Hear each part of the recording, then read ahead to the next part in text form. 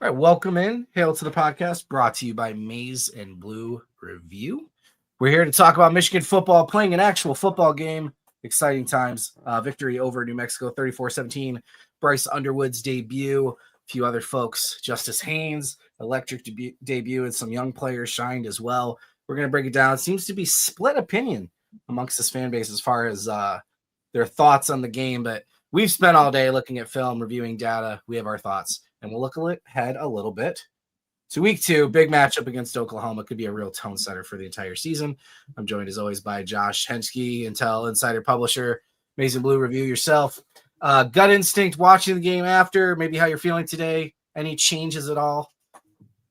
Not really. Just I think it's mostly been kind of the same. I thought they were fine, and I don't think looking back like from yesterday and looking forward saying, oh, if I'm going to look at the advanced stats, I'm going to feel worse. But, I feel like the performance and, the grades and the metrics and stuff kind of reflected what we saw on the field yesterday. And, well, they were good, not great. They were good, and they didn't have to be great yesterday. It was good enough to win. And, it's always better to have stuff that you can go back to on tape during a win than compared to a loss. So not perfect by any stretch of the imagination, but just didn't need to be. So good enough to win, good enough for me. Our guy Brock Heilig, the man in the sky, was in the sky, was at the stadium, got there early, got to see the entire atmosphere, which I mean, from what I could tell, the stadium looked pretty full pretty early. I think excitement about Bryce was very high. But what was your impression? I don't know, the atmosphere in general, obviously, but then the game itself too, and how Michigan looked to you up from the press box. Yeah, I was really impressed with the turnout. Obviously, you knew there were going to be 110,000 plus there, but I mean, a lot of these non-conference games, the student section is like 3/4 of the way full by kickoff, and they slowly filter in throughout the remainder of the first quarter. But right. That wasn't the case on Saturday. No, it was packed, and everyone was there. They didn't have to give away 2 free tickets to every student to do it either. That's right. That's right. I see what you did there, Trevor. But shade. But yeah, it was packed, and the atmosphere was incredible. It was just really good to be back, and yeah, I mean, it was. I know we'll get into the game, but it was obviously a good showing, and yeah, it was great atmosphere, perfect day too. I mean, the weather was absolutely perfect. It was perfect. Yeah, this weekend, that nice little cool breeze. Yeah, you couldn't have asked for anything better. So it was a success all around. Yeah, I mean, I was frustrated as everybody in the second quarter, that kind of lull that happened there. And some different moments we'll get to throughout the game. But like I always tell myself, even 2023, like I think people forget, we were frustrated watching almost every single one of those games. Right? Like the only year I can remember where it was like very comfortable blowouts almost every week was 2016. Right? Where, yeah, I don't know. I think people kind of forget, or I don't know what expectations were. It felt like people were really reasonable about this team and Bryce coming into this week, and then it wasn't a 70-0 blowout. New Mexico like moved the ball at all, and people were absolutely furious. I think that was one of my big first takeaways, and maybe something I should have considered as well. Yes, this team was put together with a bunch of transfers, largely from Idaho with Jason Eck. A lot of guys followed him. That's a good football coach. Long time offensive line coach. Well-coached team, some really good football players, which we highlighted in some of our previews as well. They took that game seriously. A lot of teams will come in like fired up, and then like they lose early, go down 14-0, 17-0 in this case, and then they just kind of trickle away. For me, a big momentum change early. We'll talk on this just real quick, and then obviously we're going to get into Bryce. But I know there's been a lot of talk about the punt. Michigan with the 4th and 1, I believe it was, and Sharon punts the ball up 17-0. Analytically, you go for that like 98% of the time. Like it's an obvious go situation. You don't punt. And my initial gut instinct in that point was like, okay, one, you don't really know what you have with your punter in a game situation yet. So it's a good opportunity to let him punt. And you're up 17-0, whatever. And I think at that moment, New Mexico just capitalized because they're like, hey, they're not scared of you. They're not taking you seriously. And New Mexico fought back and like made it a game for a little bit there. And I don't know if it's a mistake. I mean, I guess it is, right? Should you make the same decision in every game you would make? Because like, if that's Ohio State, they're going for it. Yeah. There's no doubt they're going for it. And I wonder if that kind of also told the Michigan players they could take their foot off the gas a little bit as well. And that was a trickle down effect. Just kind of your thoughts on that. And maybe again, New Mexico and what they were able to do. Were you more impressed with them, do you think, or were you more concerned with what Michigan allowed, so to speak? I think lost in all of this too is that, one, they needed a score from a weird bounce touchdown pass that was a trick play, and two, the refs gave New Mexico life twice in that drive. The Barham targeting call. I don't know what else Barham is supposed to do in that play. I don't know what else he's supposed to do. I mean, he didn't lead with the crown of his helmet. He basically essentially led with his face, which whatever, there's one angle you can see. He even like turns his head to the side a little bit to try and avoid. Yeah. Like, short of literally just free diving at his knees. I don't know what he was supposed to do. Right. I just think part of it is like, wow, they probably weren't even like trying to review the fumble. There was just their reason to review the targeting calls. So I think they were reviewing the fumble. I don't think they would have reviewed it if it wasn't for the fumble. Yeah, probably. But there's a ref I don't standing know. right there staring at him, and he didn't throw the flag.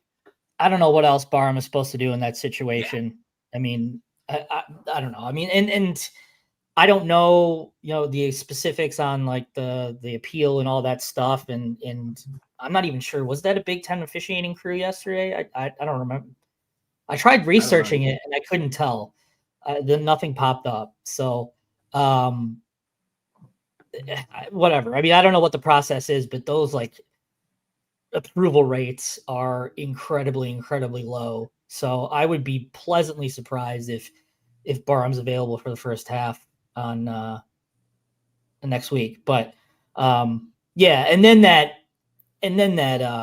drop, that clear drop out of bounds that didn't even like what is that? What are you looking at? I mean, you had a guy right there and they call it a catch and didn't even bother. I mean, maybe that's partially on Michigan too, not challenging that play, but that's something that the replay officials can't miss. You can't miss that stuff. So 2 of those plays helped Idaho add another, whatever point. Was it 10? I don't know if they scored touchdowns on both of those drives. 10 points on turnovers and then the 7 on the drive with the penalty and the extension. Yeah. So, okay. I mean, all right. I mean, yeah, you got to stop them if they're in the red zone, but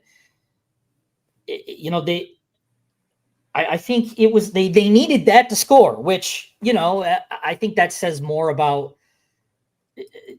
just the state of the game, not necessarily on Wink and the defense. I think a lot of kinks to be ironed out. It's early. I mean, the growing pains are going to be there when you have a bunch of young guys too. So if that's the only way that New Mexico is going to score in this game, then, so be it. The rest of it, the rest will take care of itself.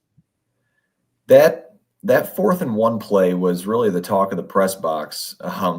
Not necessarily right after it happened, but in the ensuing drives, it became evident like that's when Michigan lost a lot of momentum because it was 17-0, right? And all they got to do is get 1 yard. They were what, somewhere around midfield, right? Around the 50. And correct me if I'm wrong. I think it was somewhere around midfield, but all they got to do is get 1 yard and they potentially drive down, make it 24-0. And then New Mexico is really in a hole, right? And at that point, I think they're demoralized, but Michigan plays it safe and punts. And you saw it. I mean, it quickly became, 17-7. Then it was 17-10, I think. And then New Mexico's potentially, they had a chance to get the ball at the end of the first half, potentially to tie the game going into halftime. It could have been 17-17. And obviously that's not how it turned out. But it was very clear that was the turning point in which Michigan really lost a lot of momentum and New Mexico gained it. And yeah, but, I think I understand the idea that people say New Mexico had to have a lot of luck or a lot of things go their way in order to be able to score on Michigan. And I do think that's true. But if I remember correctly, Trevor, if you have the stats, forgive me, I don't have them, but if you have them, you can fact check me on this. I think New Mexico's first touchdown drive was something like 12 plays for 80 something yards, and it was 82. Yep. Yeah, 12 plays, 82 yards, and it was like 4 or 5 minutes long, right? And so, I mean, you don't luck your way into going on a 12-play, 82-yard drive that lasts 4 or 5 minutes. They just marched the ball right down the field and scored. And of course, there was that one sequence in the third quarter where the wide receiver essentially dropped the ball and Michigan didn't get the challenge, and that changes the trajectory of the game too. But I mean, you got to give them credit. They went on a long drive there on their first touchdown drive, and some things did go their way, and that's football. But at the end of the day, I think Michigan has to be a little bit better than giving up a 80-plus yard drive that lasts 4 or 5 minutes to New Mexico. Yeah, I think they were just, especially after that first quarter went so well, and it's not an excuse because you can't do it. I think they just didn't take them seriously at that point. So keep in mind, before that 12-play drive, it's 3 plays, 3 yards, 3 plays, 8 yards, 7 plays, 25 yards, 1 play interception. And on that drive, the 12-play, they did something Michigan did last year that I can't stand a ton, which is I'm all for rotation, keeping guys fresh in the depth.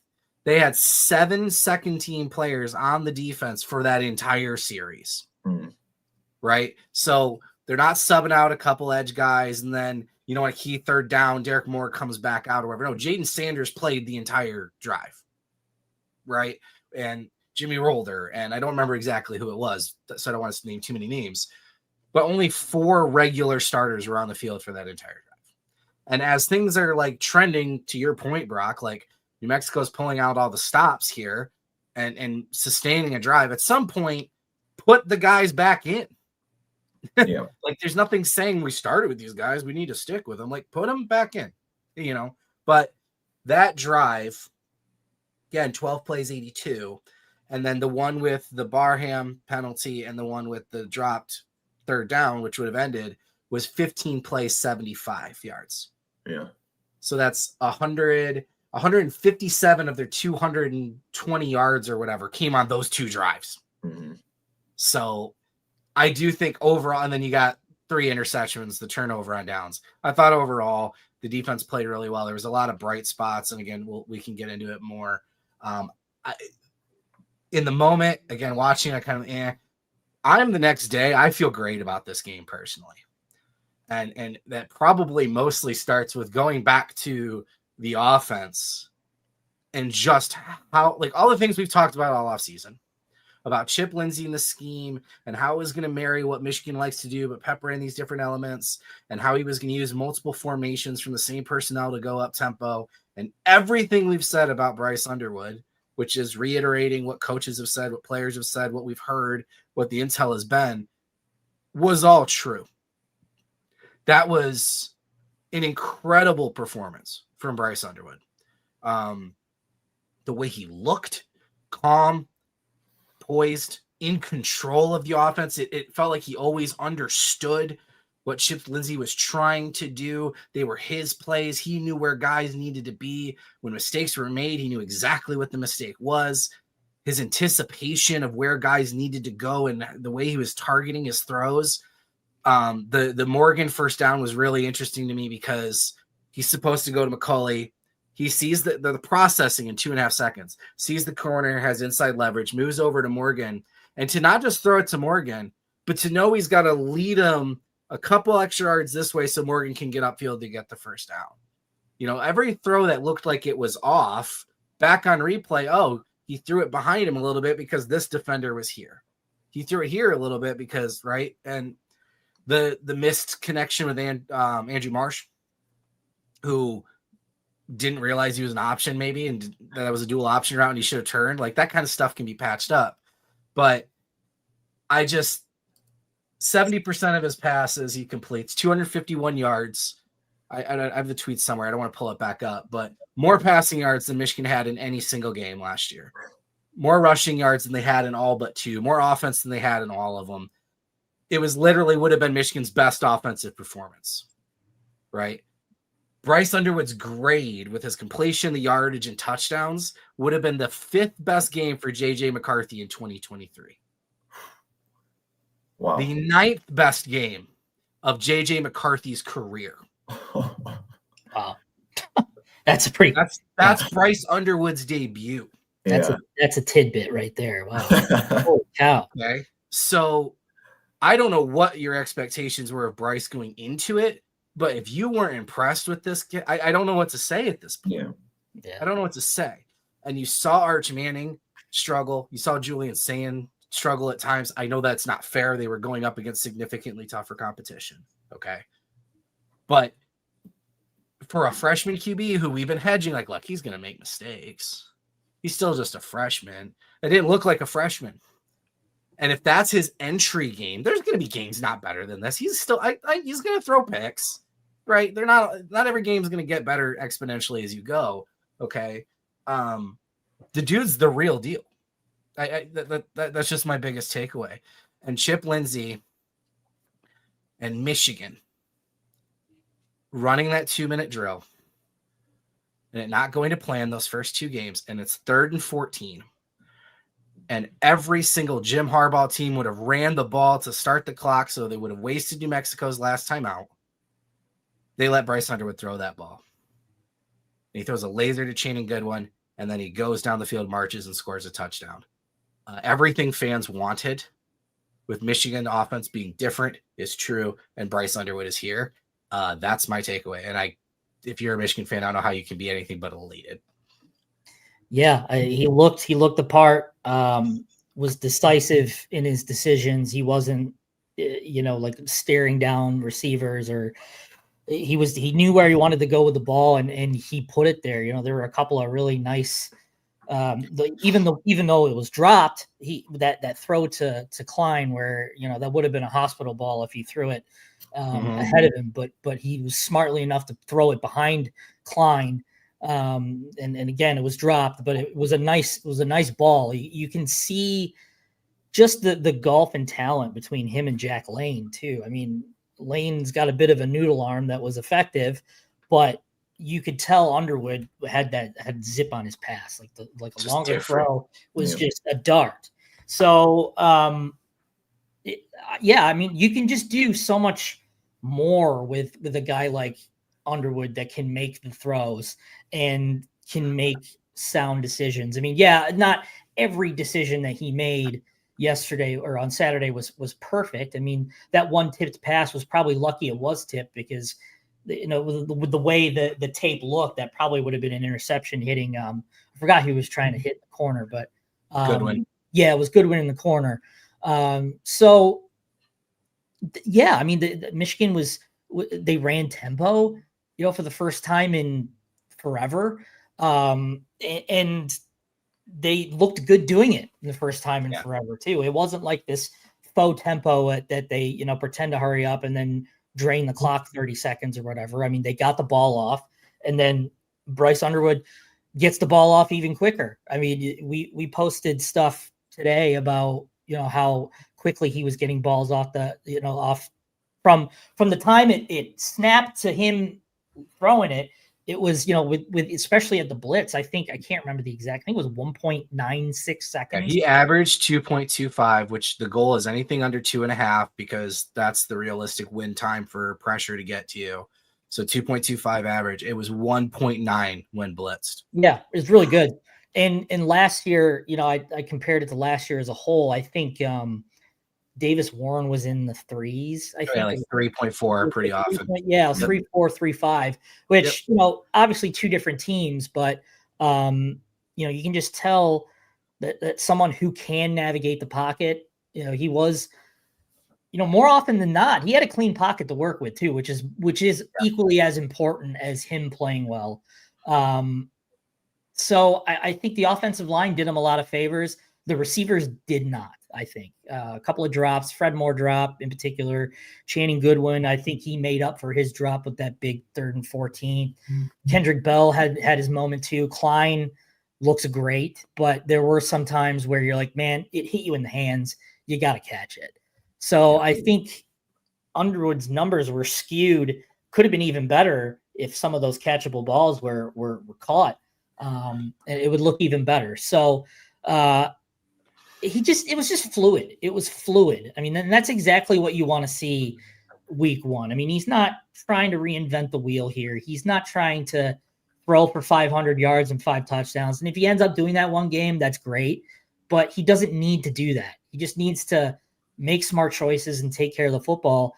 And for the most part, I'd probably say about 95% of his choices were either the right choice or not as bad as another choice that another quarterback might have made in his place. So I think from a perspective of everything that you're looking for in week one, I think Underwood ticked every box personally. I completely agree. And that was my first takeaway in my 3 takeaways piece yesterday from the game. And I don't want to drag this on too long because I think you guys hit on all the main points, but I agree with what Trevor said. I don't know how anyone could be anything but thrilled after what we saw last night. I mean, the biggest thing to me, and this is something I talked about with Dennis in the post-game reaction video we filmed live from the field. Well, not live, but we filmed it from the field. Bryce Underwood had no moments where you're like, okay, there's where you can tell he's a freshman, or, there's where he looks out of place, or, oh, the game moved too fast for him there. He had none of those moments. He looked completely calm, completely poised the entire time. He had more wow moments than he did moments where it was like, okay, there's a bad throw from the freshman. That's to be expected. No, there was none of that at all. And that was the biggest thing for me. And before the game, Dennis and I were chatting, and we were talking about the Oklahoma game next week. And that's a game that both of us picked Michigan to lose prior to the season. And I said, well, it's gonna depend a lot on what we see here today for Michigan, whether or not that prediction is gonna prove to be accurate. And going into that game, I told Dennis I'd honestly be very surprised if Michigan went into Oklahoma and beat the Sooners in front of 85, 90,000, however many that stadium holds. I'd be very surprised. But after what we saw last night, I see no reason why Michigan can't go in there and win that game based on the fact that Bryce looked like he belonged. And he did. And not only did he belong, you guys brought it up, Arch Manning, who's in his 3rd year of college football, laid an egg in the shoe. And here's Bryce Underwood in his true freshman debut, just lighting it up. And obviously it's New Mexico and Arch Manning is playing Ohio State. I get that. But he was in complete control the entire time, and he looked like he had been there for years. And that's what was really most impressive to me. And that's what's got me rethinking my Oklahoma prediction now, is because who's to say he can't go into Oklahoma and do the same thing? Obviously, it's going to be a much more raucous environment when the entire stadium is rooting against you as opposed to rooting for you.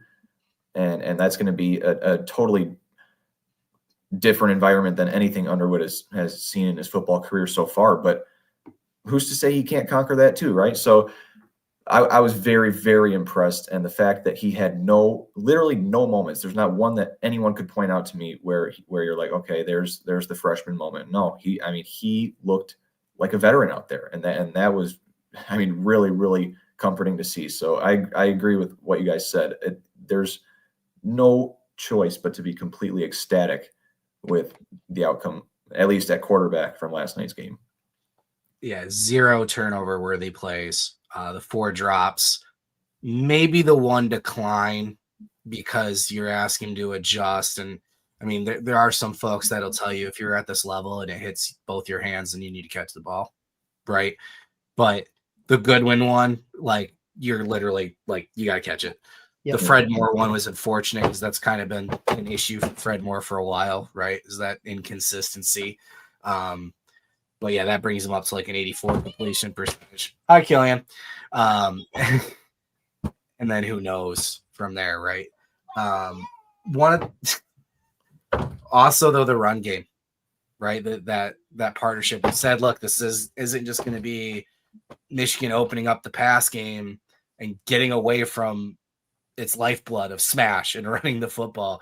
Justice Haynes, 16 carries, 159 yards, 3 touchdowns. Had a 56-yard touchdown and then a 59-yard run, averages 10 yards a carry. I know some people, the takeaway might be, oh, there's your RB1. That debate settled. I don't think that's necessarily the case personally. I do think that suggests that Michigan is going to be willing to go with this hot hand approach. And there could be a game where Marshall looks better than Haynes does, right? There's no drastic conclusions for me to make there. Justice Haynes being an excellent running back. I've been talking all offseason about people look at these Alabama stats and don't dig deeper about his usage. I don't know why Alabama wasn't using him more. This is the kind of back he could be. So in terms of, I mean, if do you feel any separation between Haynes and Marshall exists now? For me, I was just like, okay, everything we thought with this elite running back room is there. And hey, if one guy's doing great and one guy's a little off, we're going to be able to just see Michigan adjust to that. Yeah, I think maybe there's a little bit of separation just because if they want to go with that hot hand approach, then they probably should translate that from one week to the next.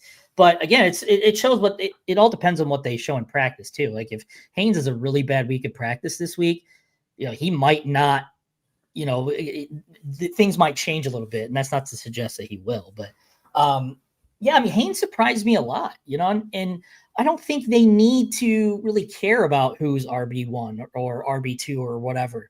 If they go with that hot hand approach, then they're going to get someone that is putting in the work and is getting output.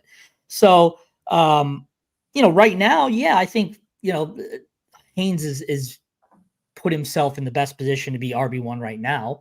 But, the narrative could totally change next week. And, the stats for this week, it can totally be flipped next week. And Marshall has the better game. So I think Michigan is better off with that situation where you have one guy that does well and the next week it's someone else. If they can do that, if they have that kind of approach, I think their offenses are going to be in a really good spot because they don't have to rely on a guy to get them out of a jam. They have multiple that can do it. So yeah, I mean, I'm not making a determination on Marshall after one game. I mean, he had some nice runs too, but it just felt like they had him run differently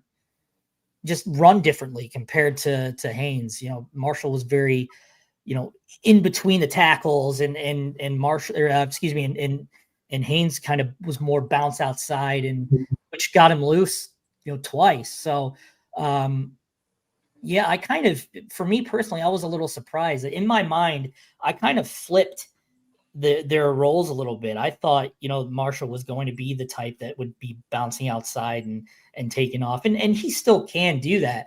But I think that fits Haynes' style much more, much more perfectly than Marshall right now. Again, that's not saying like I'm degrading one compared to the other. We have one game of tape to work through and get off that. So, yeah, I think Haynes is far more athletic than I probably made him out to be in my head, just from seeing that one game. And I mean, he's got the makings of having an elite season. And I said that today in one of my sizzling hot takes that he's going to have an elite season. Someone on the board said that he was going to be, that I'm saying that he was going to win the Heisman. I was not saying that. I was saying that he could have a comparable year to somewhere in the middle of a Blake Corum 2022 and like anywhere from that 1,000 to 1,400 yard range.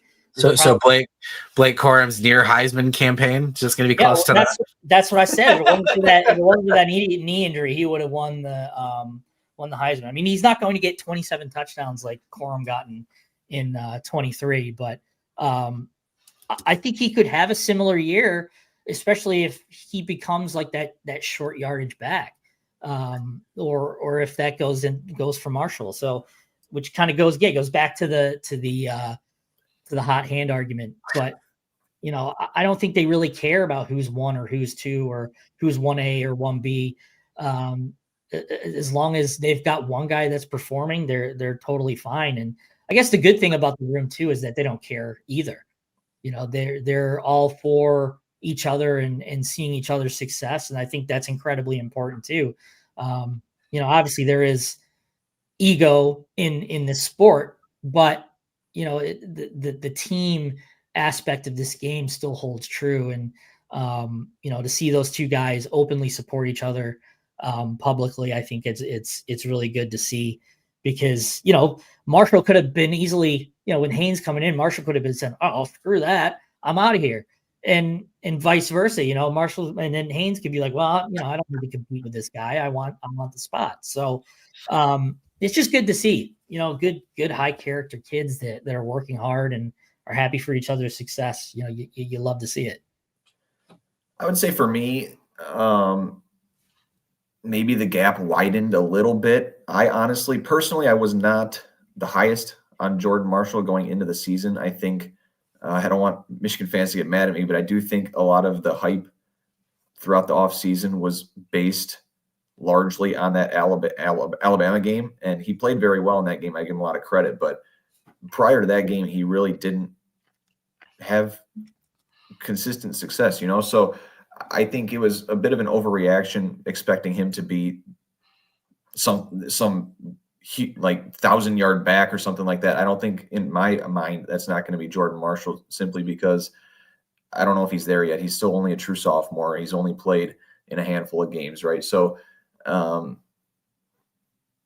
that's why I took Justice Haynes to lead the team in rushing and to be the offensive MVP. Is I just think he's going to be maybe not the workhorse. I don't want to say he's going to dominate the workload and the carries, but I do think he's going to have a really, really good year. And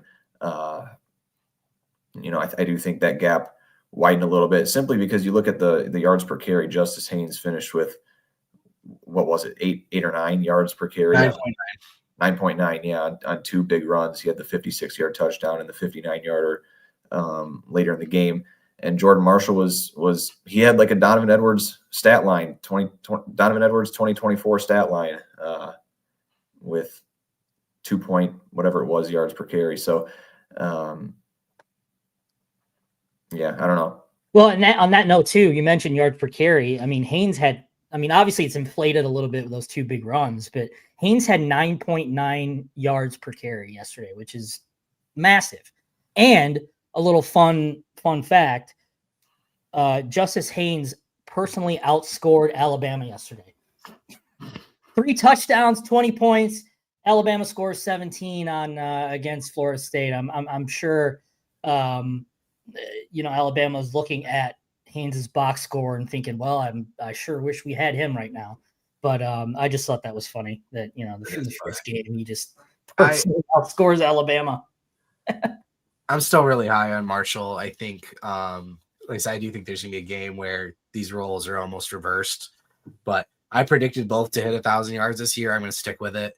I wish he would have been healthy last year, because I mean, preserving his red shirt wasn't intentional, and it's hilarious because if he's here for a 5th year, things did not go as planned, right? So, you know, he started showing up late in the year on those kickoff returns, showed some of his speed. His best run in the game got called back for a soft holding call, in my opinion, too. So we'll see how it goes moving forward. I'll need to see a trend before I back off. I think there's still 1A and 1B. And I do think Marshall, it could be game dependent too, because as much as they're very, very similar backs, they're built very similar. To your point, Josh, Tony Alford kind of came out and did say, you know, hey, maybe Jordan is a little bit better between the tackles, and he's much more of a Blake style runner. He's very north-south. He makes the one or two really good cuts. He finds his seams, and then he's got a quick burst. So we'll see going forward. But all right, we're already 35 minutes in, so we got to try and speed up a little bit here. We'll touch on the receivers real quick, some online offensive line, and then I did want to talk defense. But you mentioned Marlon Klein, really big game for him. 6 receptions, 93 yards, and a touchdown. He still only took a very small percentage of his snaps from the slot. He's not the Colston Loveland type tight end. He's the inline tight end that has shown he can be a good receiving threat. I think this team desperately needs Hogan Hansen healthy. It fits what Michigan likes to do. It fits what Chip Lindsey likes to do with tight ends in the slot. Samaj Morgan's not going to be a wide receiver one. He's not going to be a guy that gets 150 yards in a game. He's really good at what he's good at, and Chip Lindsey utilized him the way I think you need to utilize him. And if you use him that way in every single game, he brings a West Coast element. He keeps your offense on schedule. He gets you first downs. It's just use him the correct way. It's a really crazy novel concept.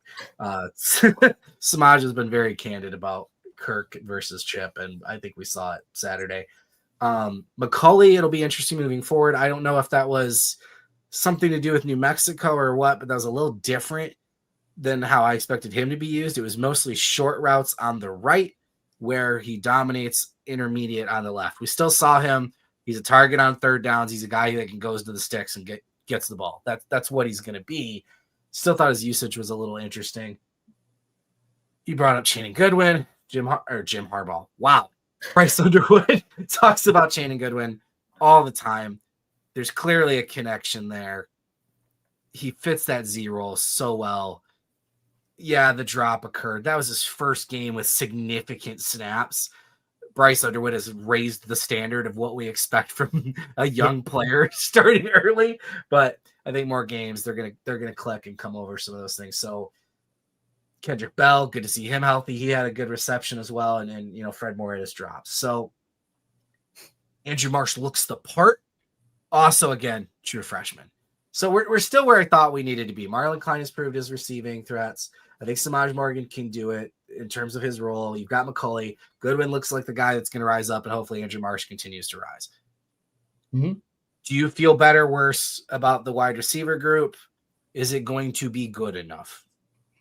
Yeah, I think it could be good enough. I mean, you have to adjust your expectations accordingly. I mean, I don't think they were ever going to be elite, but you don't have to have elite receivers. I mean, Michigan has had very good receivers in the past.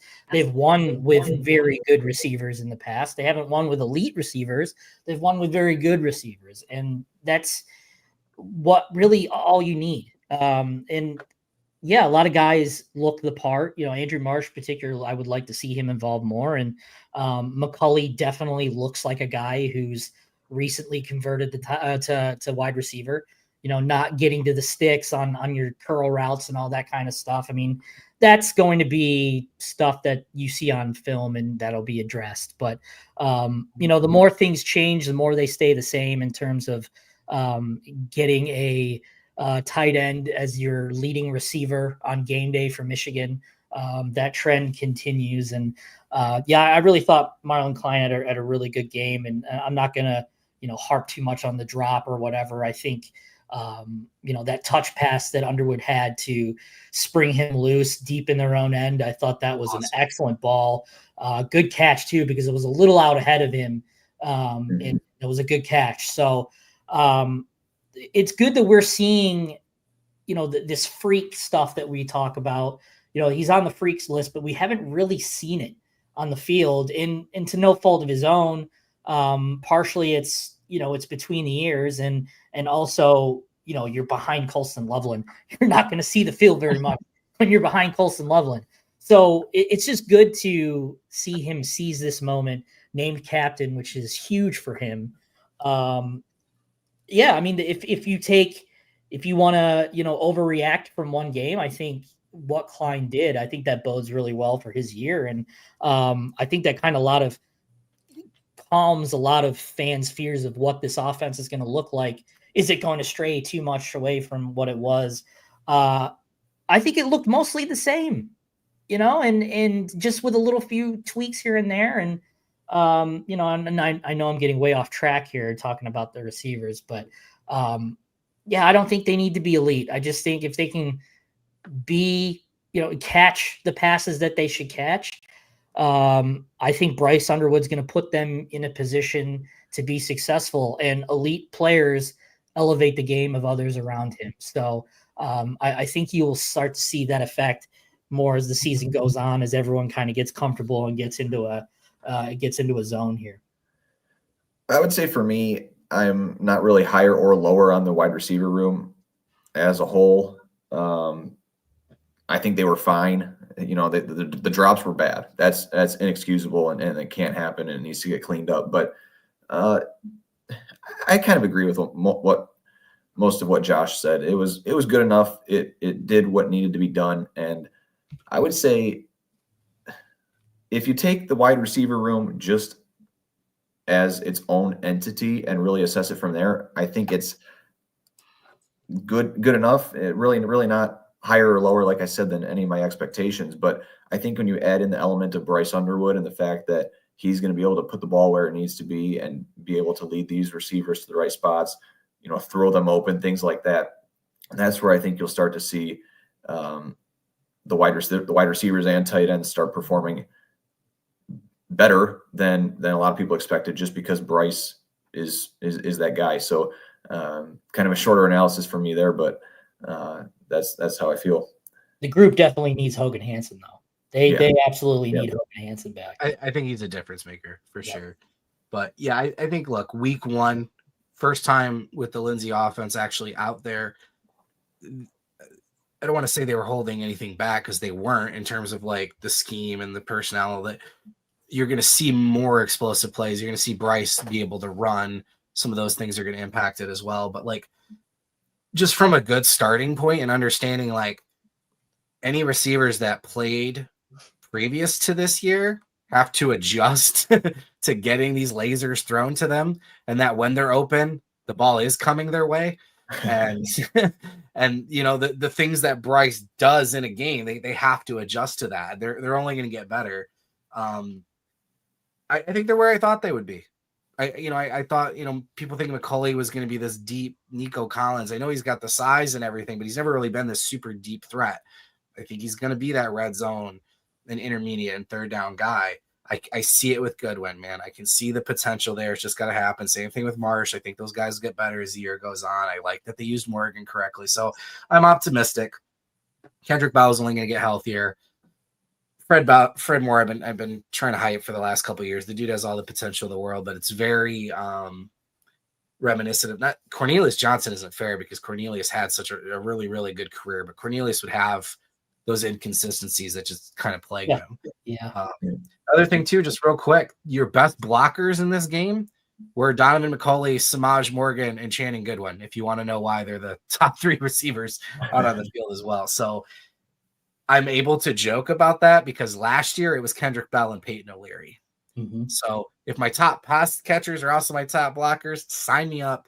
They didn't play 9 receivers on Saturday. I was happy with the rotation they did. So similar situation with offensive line, where people are coming in with expectations. They obviously have to be better than last year. I keep referencing last year, and maybe my expectations seem lower than others, but we said all offseason, Josh, like, as long as they're better than last year and the defense is reasonably close to what they did last year, Michigan's 9-3, 10-2 in CFP conversation, right? Like, this doesn't need to be the best offense in the world. So people were freaking out about the offensive line, and I'm going through the grades and looking at this, and I'm going, this is better than what they did in 21 and 22. They didn't look like a Joe Moore award-winning offensive line week one ever, right? So Al-Hadi clearly better and more comfortable at left guard. Link continues to get better. He's not an elite left tackle in the Big Ten, but he continues to get better. Crippen looks more comfortable in his center role. Sprague maybe was the only thing that stuck out to me. What had a rougher game than I expected. And Afobe and Norton both played at right guard. We expected, and they both did pretty well. Yeah. Yeah. You didn't hear their names called, which is typically a good thing, unless you're totally like depleting a guy like Sprague and Link did yesterday for Justice Haynes. So, yeah, I mean, if you're trying to base, the starting right guard battle on what you saw on Saturday, I mean, you'd have to like really break down the film because those grades were right there. I mean, it is kind of funny because the talk going into the game was, where Norton has the leg up is that he's better in pass protection than Afobe. And then, you got to keep the snaps in mind. I think Norton had like 16 or so more snaps than Afobe, but sure. Afobe ended up grading out better as a pass blocker than Afobe. They both graded out. Afobe graded better than Norton did in pass blocking, and they both graded out pretty well. So exactly. Yep. They're right there. I mean, yeah, considering just the tenor coming out of this game, I was like, I'm probably going to look at some really bad grades tomorrow off the offensive line. And they really weren't. I mean, there were some that are like, okay, whatever. But I mean, there really wasn't any that jumped out to me. I mean, there were a couple last year. Take Evan Link, for example, where he was, PFF wise, was in the grade, was in the red. I had like 20s and 40s, and he was all like 60s and 70s. So, they had a couple of sacks, but you look at the numbers of clean pocket. I think I can't remember the number off the top of my head, but they had the majority of their snaps were clean pockets. Yep. And they only allowed 4 pressures. Yeah, 4 pressures. This is really good. I mean, there were sacks. I'd argue at least one of them was Underwood's fault. Right, exactly. And yeah, that's kind of something that they have to adjust to, because you've got a mobile guy who is trying to buy time in the pocket. So that kind of inflates things a little bit. But all things considered, I mean, I think the right guard position isn't solved yet. I mean, they're going to have to choose someone at this point. Because the numbers, if you're basing it just off what you saw on Saturday, I mean, you're going to have to choose someone, because I don't think anyone, and I don't have obviously the all-22 film, so I can't look at it, but I don't think just that seeing what I saw, someone separated themselves from each other. And that's not a bad thing, because both played equally well. So, I think encouraging start to the year for the offensive line. Can they get better? Yeah, you can be better, but can they be? And they could be much worse too. So, I'm encouraged with what I saw. And Link, I thought, played very well. Had that one bad moment where he got thrown by that defender, but that was the one blemish that he had. So he did get thrown down a little bit. Yeah, it kind of looked like he tripped over the dude's feet a little bit too at the same time being thrown. So I'll give him the benefit of the doubt there, but I'm encouraged. I'm encouraged with what I saw. I'm going to be fascinated to see where this right guard battle goes from here, because I don't think anyone separated themselves. So I agree, Josh. Trevor, I know you've done a rewatch, correct? I have. Okay, I have not. I noticed Afobe was in at right guard on the 3rd drive of the game. Was that his first action of the game? Yeah, it was his. Okay, so Norton had the first two series, and then Afobe came in. Yeah. I thought Norton did a really good job on Haynes's touchdown run, that first one of the game. He really,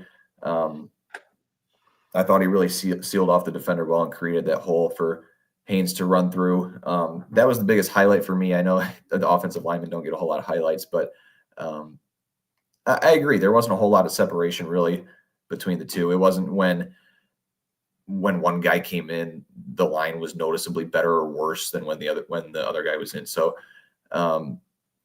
like Josh said, not really a bad thing. It's just something that, like we talked about in the weeks leading up to the season, you'd like to get figured out sooner rather than later. No pun intended, because the Sooners are coming next week. And boo. Oh. Boo. Boo this man. That was horrible. The Sooners are coming, and Michigan's going to need to have an offensive line to be able to. I actually feel sick. That was terrible. You didn't like that one? Gee, made him physically ill. That's yeah. Jeez. I'm impressed. I'm even mad. Here's my thing though. Was there not much separation in a bad way? They both looked good. No, I don't think it's a bad thing. I'm okay. Like, I am so indifferent to it right now. I really am. And part of that is too, like we talked about a little bit leading up to the year. If the O-line's bad, then the problems are far bigger because it's Sharon Moore's specialty, and he brought back Juan Castillo, and Biff Poggi was here, and he hired Chip Lindsey with head coach experience so he could spend more time with the offensive line, and they've been recruiting the position significantly better. And that's another piece of this too, is they're still a year away. They're still dealing with this 22 and 23 recruiting class in a lot of ways, right? So I don't, Frazier didn't get a ton of snaps, but he came in late for Sprague and continues to look like he's a depth piece. We heard things about Jake Gardner. I'm so bummed about Babaloa's injury. I can go on. And just, I think maybe it's like the wide receivers where they are ahead of not only where this team was in week 1 last year, which is a low bar. I'd argue they looked better against New Mexico than they did in any of the games last year. Right. And again, that's the bar at this point, is significantly upgrade over last year. And hey, keep getting better every week. And you're cooking. I'm just not worried about that group yet. I'm just not. I thought they did well. And Brock's right. I had it in my stock report. Norton does an awesome job of, he chips the first blocker. And now I can't remember if it goes towards Crippen or if it goes to Sprague. But he chips him enough that he gets him out of the play, goes immediately to the second level, sets that block. Haynes sees him and cuts, and then he just follows Max Bredesen. Justice Haynes hasn't been here long, but he's been here long enough to know you just follow Max Bredesen, and you're probably going to do just fine. So overall, I am so pleased with the offense. We were here a year ago talking about the Fresno State game going, this can't be that. That's not going to be the offense. They were just treating this like a preseason game, and that's not the scheme they're going to run. And nope, we saw Chip Lindsey's scheme. It looked great. I liked the tempo. Bryce was somehow better than expected. I'm just going to choose to be optimistic, and we'll adjust with Oklahoma, I guess, as we go. But look, we've touched on the defense already, kind of talking about these drives that New Mexico had. I mean, I'd be lying if I didn't say, look, I was hoping they give up a field goal or two, or maybe even get a shutout. Like, we've been talking about this maybe being the best defense in the country. I'm going to be a hypocrite and sound like I sounded like about the offense at Fresno State last year. I do think they kind of used this like a pregame, like a scrimmage, like a preseason thing, because there were clear moments where like it just didn't feel like they were taking it super serious. Wink, I hammered last year for all of these crazy exotic looks. I think the craziest thing he called in this game was a stunt. And when he did call it, it worked really well and it forced a turnover. So I just don't think we saw a lot of snaps from the guys that are going to get the most snaps. And I don't think we saw extensive creativity from Wink, right? What we did see, though, was, I don't know, what we thought we were going to see. The linebackers were fantastic. We've talked about the defensive line a ton, which we can talk about too, but we also said, like, look, these linebackers are going to be able to take advantage of this defensive front. And I wonder if maybe I've been looking at this identity thing wrong. Maybe the defensive line is eating blockers, and yeah, Brandt's going to get in there, and Moore's going to have his moments where he creates pressure, and Guy and Nichols too, obviously. But sending Barham off the edge, Ernest Hausman, Cole Sullivan, Jimmy Rolder, all 4 of those guys looked awesome last night. And then Troy Bowles gets the last sack of the game. Yeah. And it's like, okay, this is a serious strength of the unit. So for me, it was the front 7. I thought, there's no Mason Graham. You're not going to get a double-digit sack defensive tackle, okay? But Trey Williams, Damon Payne might have been the best guy for the defense last night. They were eating blocks, and they were creating pressure, and they were making for tight pockets, and they were making things uncomfortable for Jack Lane. And when the linebackers got sent, they came in hot, man. Yeah. Damon Payne had a really, really good game. And you didn't hear his name much, which, that's totally fine. I mean, some of these guys, you look at their grades and you're like, man, he graded out really, really well, but I don't think I remember him doing anything particularly well. But yeah, I mean, being disruptive and being a force. I mean, Payne was in there on that weird guy interception. I think he tipped it or was involved or forced it. He forced the guard straight back into lane, and the ball hit his helmet. Yep. Yeah. I mean, it's just, they have waves of guys that they can send your way. And I mentioned this to, I was at the U of M Club of Greater Detroit dinner last Monday, and I was talking about how people have constantly brought up 2021 vibes with this team. And after seeing like how this, defense looks and especially with the front seven, this gives me a lot of 2021 vibes, this team still. And man, I mean, just the amount of guys that they can throw at you is wave after wave after wave of guys. It's just, it's insane. And Saturday is going to be a huge opportunity for whoever takes Barham's spot. I mean, I'm sitting here not convinced that he's going to have that ruling overturned. I would be stunned at this point if that happens. So, I don't really care if it's Jimmy Rolder or Cole Sullivan that gets the start. Both looked really, really good last night. And seeing Rolder healthy, that's so huge for him because that's something that one big key that he's been missing his entire career is health. And you saw that translate, a healthy Jimmy Rolder really had a different aura around it last night. Yeah, I don't know different level. I don't know if it was literally the gear he was wearing or what, but he looked a little different last night. Yeah. It's just, it brings a different level to his game. And then obviously Cole Sullivan, I mean, what can you say about this kid? I mean, he's backed up pretty much everything Shromore has said about him so far. He's delivered. The kid looks the part. This stat line for Sullivan is so cool. 3rd in tackles with 5, a sack, which is the tackle for loss, and also an interception. Yeah, the kid's got elite written all over it. So I mean, originally, before the season, would you be a little nervous to not have Barham for a half against Oklahoma? Now I'm kind of sitting here saying, well, I mean, obviously you'd like to have him, but I think Michigan's going to be okay. With kind of a combination of Rolder and Sullivan, and that's not to mention Troy Bowles too. Looked like he was shot out of a cannon during that sack. That was really impressive.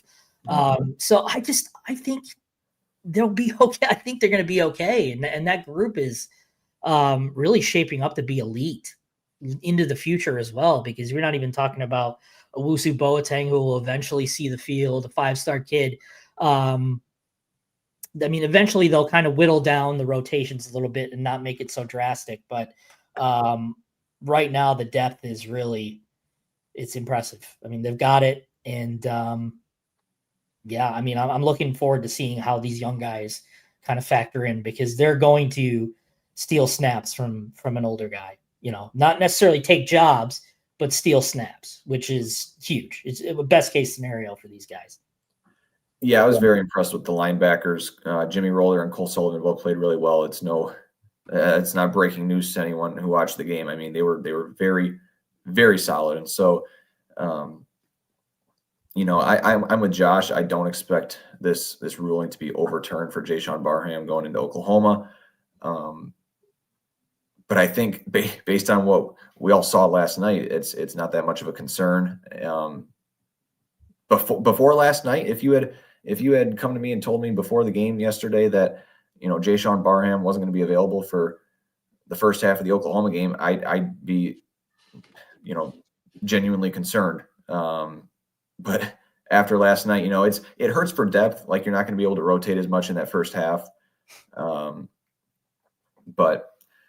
I feel like it is what it is, and Nope. It is what it is. I borrowed Josh's saying. It is. I've stopped myself from saying that a couple of times today. That someone else did it for me. Yeah. But I'm comfortable putting either Rolder or Sullivan out there. I think they're both really solid, and I mean, it's going to be interesting to see what they do. Do they just rotate between those three? Does Hausman play more snaps and you see Rolder and Sullivan kind of rotate in, or do they go and bring in a guy like Troy Bowles to be that 4th linebacker for the first half? That's going to be something I'm keeping my eyes on. But of course, there's a chance too that the ruling does get overturned and Barham can play, and then you're right back to your normal defense. So, we'll have to wait and see. I have a weird feeling that it is going to get overturned. And for people that don't know, this process is basically, this isn't the NCAA. It's not some crazy board. It's basically one guy who used to be a head referee, right? The thing I don't like is intent isn't part of the process. Yeah. And it absolutely needs to be. This rule has completely gone off the rails of what its intent was, which was to punish players for intentionally trying to harm players, right? Because I'm knocking out the quarterback by headhunting. He's out of the game, but I get to keep playing. That's why they get ejected, so that there's a fair cost, right? And for that play to happen, where it's clear there's no intent to injure, he's not leading with the crown of his helmet, he's not leaping, the quarterback doesn't get injured, and also he missed almost the entire second half of that game. The other reason that first half suspension exists is so you can't have players out there at the end of a game trying to hurt players and be like, oh, I'm out for 2 minutes, I don't care. That's why that first half part exists. So common sense has to prevail, where you say, did the punishment fit the crime, right? Where, yeah, maybe their helmets touched briefly when, Barham was hugging him basically, right? He already missed an entire half. Is him missing the first half of this big game really necessary? Is that really fair? And I think common sense will prevail. I'm hopeful. We'll you're talking about common sense in the NCAA. Well, like I said, go hand in hand. We'll see. There has been situations where it's been overturned, including for an Ohio State player recently. So we'll see. But he showed, I know why he's not on the edge, because of the way the depth chart worked out this year. But when he was on the edge blitzing, I mean, that's where he's going to play in the NFL. He's probably Michigan's best pass rusher at this point. So I hope they have him for a full game. And with you, I'm a little comfortable if they don't, but we've talked about. All in all, it's just a half. It's just a half. It's not like a whole game. I don't think it's the end of the world regardless, even if they didn't have like the Cole Sullivan and Jimmy Roller emerging. I think they can make do. Yeah. But it's just a half. Like, it sucks, but I think they'll be fine. It's funny. Hi, Dad. It's my dad.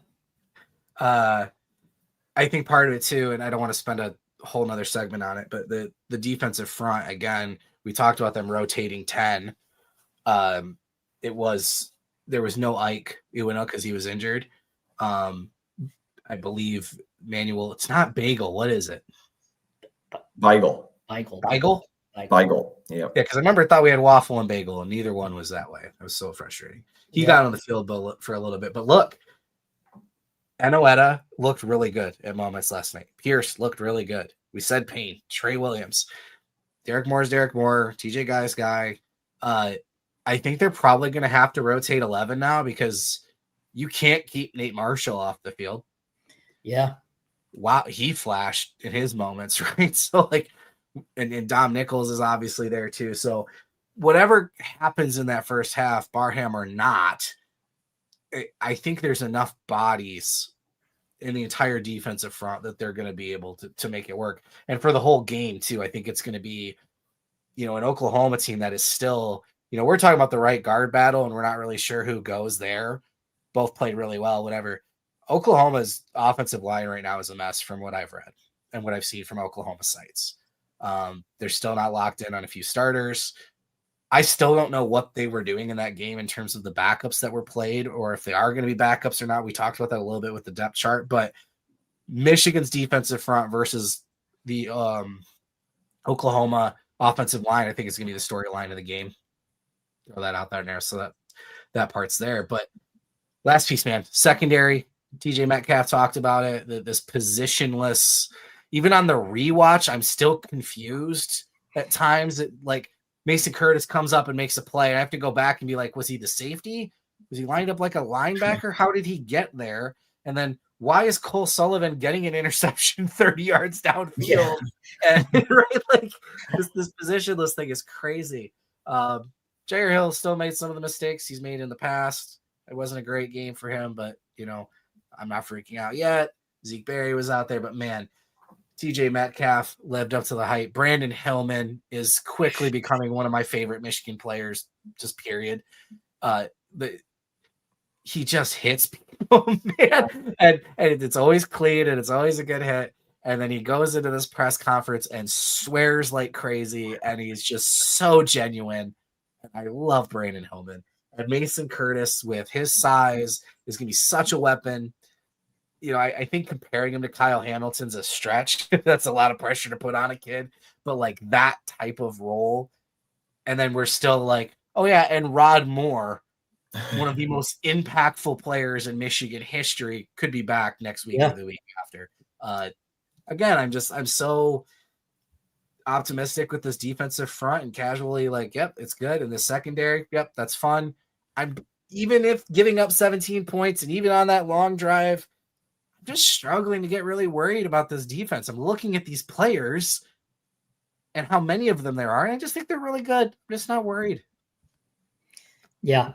I mean, I was told heading into this game that you could potentially see some kind of unique looks with Metcalf, Hillman, and Barry.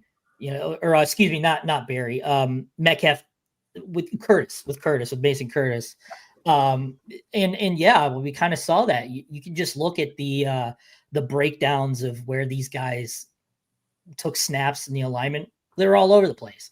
You know, five on the interior, you know, 5 in the slot, 3 in the you know, it's all over the place because just how they can shuffle these guys. So yeah, I mean, just adding guys like a Metcalf who is versatile and can do a lot of different things for you.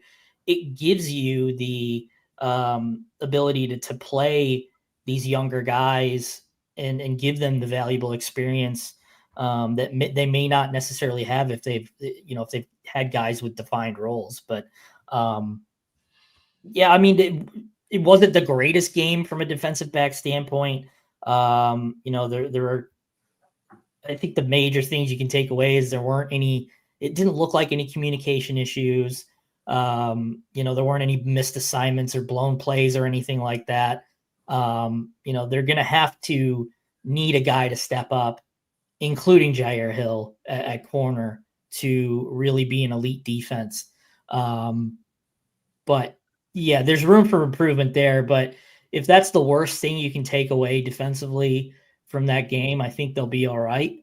But yeah, I mean, they need someone else other than, I mean, I'm talking corner specifically. They need someone other than Jair Hill to develop. And, you know, we didn't even mention Jaden Mangum, who made a couple of plays too. I mean, he played like 30 snaps or something yesterday. So, yeah, I mean, it's just, there's a lot of positives to take away from there and, you know, some things that you can put on tape too, but, get this out of the way. Get this out of the way real quick. Michigan played 31 defenders. They should have played 32. Jamari Earls did not get out there. Precautionary holdout. Is that what we're going with? Yep. I'm sticking to it. Okay. Somebody commented earlier what happened, and I let it go. Well, I'm not going to get into that. I just don't think I need to talk about that. Thank you very much. Yeah. He's fine. I think he should be fine. He should be fine. I haven't heard anything bad, but it was a precautionary holdout. Go ahead, Brock. Sorry. That's all right. I don't have much more to add on the defensive backs. I will say I was very impressed with TJ Metcalf. Wasn't really sure what to expect coming over from Arkansas. And he played really, really well. And he was just flying around, always near the ball. And I thought he played really well. Jaden Mangum made a nice play there in the end zone. Josh mentioned he got a lot of playing time. That was, you know, it wasn't, I hate to bring this up because it's nowhere even in the same realm of you know, importance, but it looked a little bit like the Mikey Sainristil play in 2022 with Cade Stover on that breakup. I know Mangum didn't play the ball, but the way that the receiver jumped and grabbed it near the boundary and Mangum pushed him out, it looked a little bit like that. I know it's comparing apples and oranges, but that's all right. Josh said that Justice Haynes is going to win the Heisman. So you comparing to, I'm just kidding. No, that's a great football play. I loved it. Yeah, it was good. He timed it really perfectly for the receiver to jump up. He let him grab it. He could have jumped up and tried to deflect it, but instead he lets the receiver go up and grab it and just kind of carried him out of bounds. So really smart by him, and I think that he could have a big role in the secondary this year. Yeah, I'm sure Lamar Morgan was doing flips after seeing the Mangum play. Perfectly played, man. Yeah. Josh, you might know the answer to this because of the snap counts you did. So if you do, don't answer. If you don't know, then feel free to contribute. But Brock, how many players do you think took a snap at nickel yesterday? How many players took a snap at nickel? Well, you had 31 play, and I would say you probably had Metcalf, Berry, Curtis, Hillman, and then maybe a few others. I'd say 8. Josh, do you know? I was gonna say 5, but I didn't. You definitely don't know then. Yeah, I don't know. It's 15. Holy crap! Wow! Oh, wow, way off. Holy moly! Yeah. Now, one of those includes TJ Guy, who lined up there at some point for some reason. That makes sense. But TJ Metcalf was the primary. And then obviously we didn't see a ton of Mason Curtis in that role. I think that's where he'll build up more. His brother got a lot of snaps there too and some garbage time. But I mean, they're just lining up everybody. Like any, linebackers are over there, quarter safeties. Elijah Dotson came on late and played some nickel and corner and looked really fast on a tackle that he had as well. So again, just excited about the group. Ernest Hausman led the team in tackles as expected, if you will, on the year. I'm sure Curtis was there with 7, and then Hillman and Cole Sullivan and Rolder and Metcalf. These are the guys, again, kind of similar to the offense. It's what I expected to see. Yeah. More pressures, more sacks probably would be the one thing where it's like, oh, but again, we've done similar things in other games where I just don't think they were trying. I think it was a real vanilla defense. I think they were happy just bringing the front 4 and playing the game that they played. So now it's my turn to have a father pop into the chat. Now, Brock, you need to text your dad, Brock. That's so funny. my dad here. Hey, Dad. Yeah, he's going to be watching all the way from Australia too. Say, what time is it? 10 a.m. Oh, all right. Yeah, 10 a.m. I think I'd be able to figure that out, but it's still my brain. Yeah, it's like around noonish. All right. Yeah, confidence is high for win next week, I think. So I predicted double digits in my preseason hot takes, and I'm sticking with it.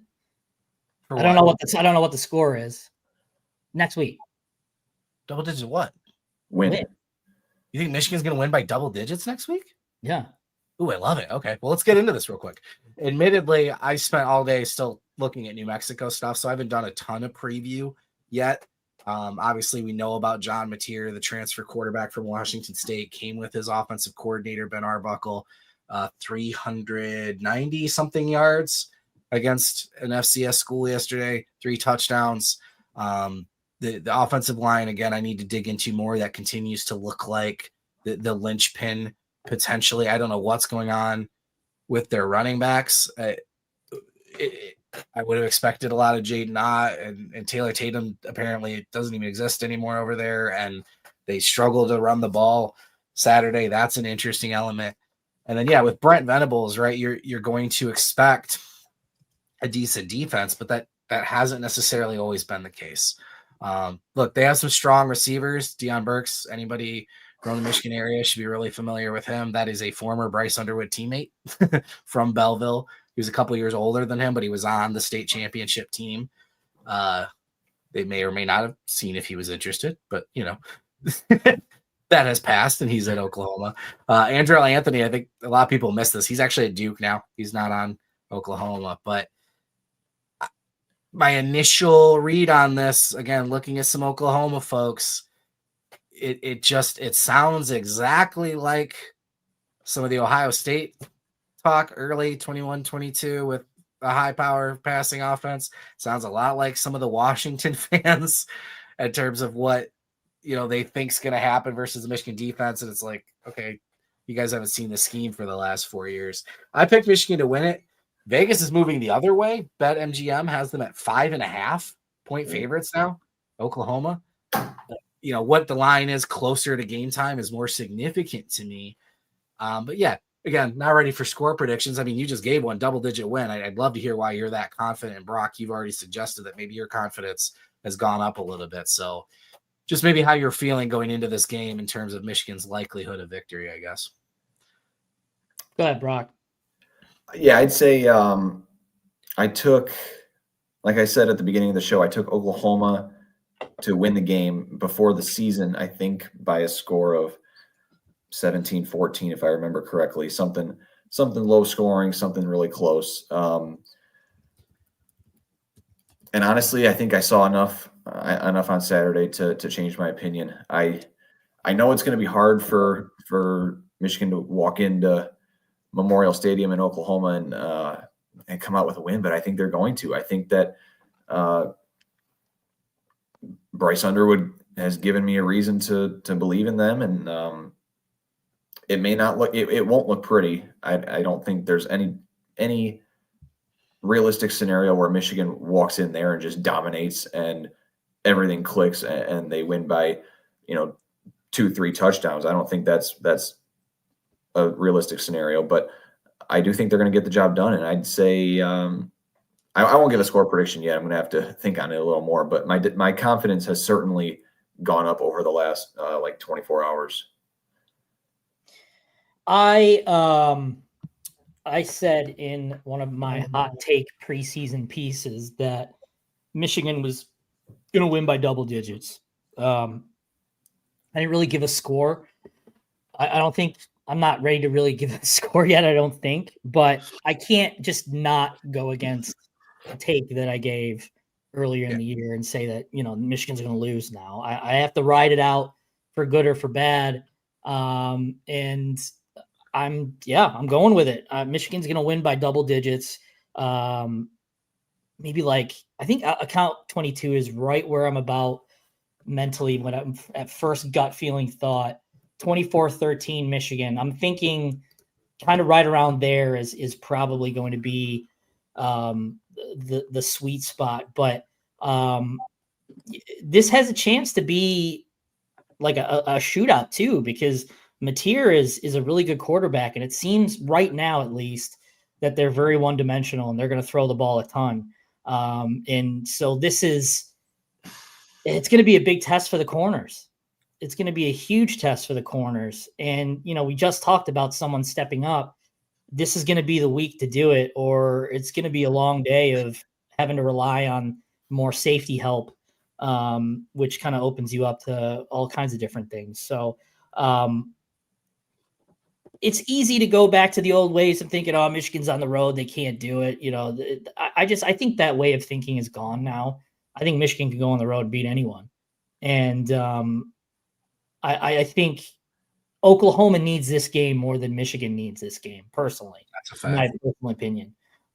Just from, a fan standpoint and, the belief system of what they're building over there. So on their SEC schedule, I mean, Michigan can rebound from this loss. Right. Oklahoma, oh my God. Right. Yeah. I mean, and that's not to say that Michigan doesn't want this game. Of course they do. But, Oklahoma's going to have to play, the SEC. not fun. I think Oklahoma needs this win more than Michigan needs it. But, you'd ultimately would love to see Michigan win it. And I think it definitely would shift the national narrative as well. And not that Michigan really cares or needs it. But, if Bryce can go in there and win, I think that removes a lot of doubt of what you think he could do for the rest of the way. I think, you could kind of start to really say, all right, this kid's a real deal. Yeah, I don't have anything else to add. I agree. If you see Michigan go in there and Underwood has if he has another performance like he did last night, then I agree with Josh. Yeah, he's the truth, and you can expect Michigan to be competing for, at the very least, a Big Ten championship, if not a national championship in year one, which is really crazy to think about. But yeah, Saturday's going to be very telling. Yeah, it's a big tone setter for the season, and a loss, they can overcome it, right? I think we've said if they get through week 4 and they're 3-1, if they lose to Oklahoma, beat Nebraska, go into the bye, Moore comes back, I think that's a good spot to be in. You beat Oklahoma though, and you start to feel even better about the Nebraska game, and it's like, man, if they're 4-0 and get to that bye, like, whoa. I've had Michigan winning it. I'm sticking with it.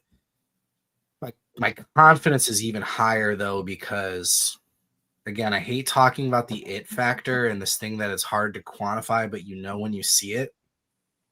There's an even higher gene above that. This elite competitor gene of clutch that people say isn't real.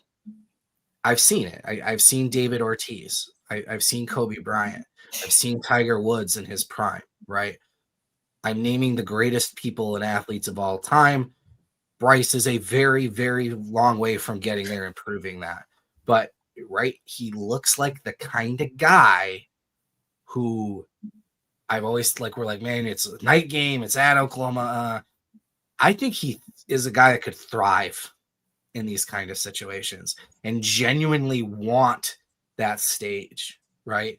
How calm and comfortable he was in the first quarter exceeded my expectations and really surprised me. What he did on that 2-minute drill as a freshman, he's different, man. He's wired different mentally, and he's so far ahead physically that I think he might be somebody that we've gone from, look, I think he's going to make some freshman mistakes and blah, blah, and he still might. He might go into Oklahoma and I fall back to earth a little bit here. But I'm starting to think that maybe, just maybe, he's the kind of guy that goes into a place like that and finds another level, that he is going to thrive in a stage like that. And I'm with you, Brock, that the narratives are going to change drastically. And we're going to start talking about, oh my God, wait a minute, right? I still don't love the travel to USC. I think there's still some trap game potentials. I'm not moving off of that 9-3, 10-2 bubble. I picked 10-2. I don't know. I think Bryce is different, man. And it's cliche, but what travels, guys? Run games and defense, right? And that feels like where Michigan's advantage is right now. I think their defense is built to slow down Oklahoma's run game, which has already struggled. But I think Michigan's run game is built to beat Oklahoma's defense. And even if that evens out and then we get into a Mateer versus Bryce battle, I don't know. And Chip's offense is already there. We're not seeing early stages. We're not waiting for this to get thrown in. His offense is implemented. They're already running it. So the fact that it's week 2 also doesn't concern me. So I'm confident going into it. The more we dig into it, obviously we'll have a ton of preview content and intel as we go into the week. And then our Friday forecast, for those of you who didn't see it, kind of a series we've been running. All of our prediction content, whatever you need to know, deep dives, opponent players to watch, the matchup predictions, you name it. We're dumping all that on Friday, so you can spend the whole day previewing for the Saturday game. And if you're still interested in reliving what was the win over New Mexico, we have a ton of stuff. My stock report for offense is already out. Defense is coming. Josh had his Henschke Sizzlers. I'm really happy about the graphic I made for that. So feel free to check that out. Snap counts, PFF grades, all of that stuff. It's at Maize Blue Review right now. So make sure you go over to On3, search Maize Blue Review, get access to the content. If you're not a subscriber already, you can sign up. It's $1 for the first week to try us out, see what you think. Get inside the den in the message board community and see what you think of us. So, yeah, I mean, we're right back in it, guys. I still can't believe football's here, but that was a great weekend. Brock, great job being at Michigan, obviously, in your coverage. And I think you're in for a good weekend, buddy. Yeah. Yeah. So we'll see. If my credential ever gets approved, we'll have a good weekend. But we'll see. Oklahoma's giving us some trouble. Yeah, I think we'll be all right. But anyway, exciting times. Make sure if you're watching us right now and you weren't part of the live conversation, or if you are right now part of a live, you don't want to miss one, like, subscribe, notification bell, so you know when we do go live with Hail to the Podcast, as well as Dennis's show, Daily Michigan, Good Afternoon Michigan Football. He'll be running that throughout the week multiple times, and we'll be back next week. This is 2 weeks in a row. No, we did Monday last week. Yep. Yeah. All right. Yep. We're going to shoot for 2 weeks. This is Sunday at 7. We're going to shoot for 2 weeks in a row. Yeah. We'll be back. But again, if you get the notification bell, you don't have to worry about when we go live. So, saw you on another clip, Brock. Nice job. That was probably the one from yesterday. Yeah, the one with Dennis. I like that, by the way. You guys need to keep doing that. Yeah. Okay. Shoot the video horizontally next time. And yes. I know. I realized that about midway through the video. I'm like, we screwed up. But it's all right. It's all good. maybe I'll do that at Oklahoma too, and we can make that a thing. Yeah. Yeah, we can figure something out. Make it a thing. Yeah. All right, guys. Great job. I'm going to go get some rest. I'm exhausted. What a long weekend. We'll see you in a week. Thanks for joining us, guys. Go to the podcast.